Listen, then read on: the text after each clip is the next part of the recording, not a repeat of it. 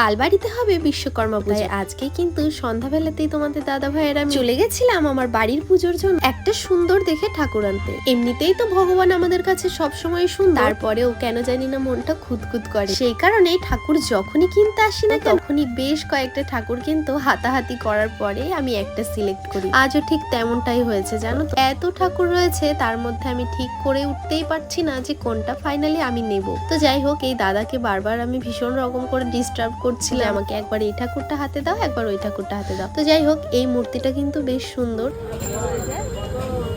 অনেকগুলো রয়েছে ঠাকুর, এবার ভেবে উঠতে পারছি না যে কোনটা নেব। একটা একটা করে দেখছি।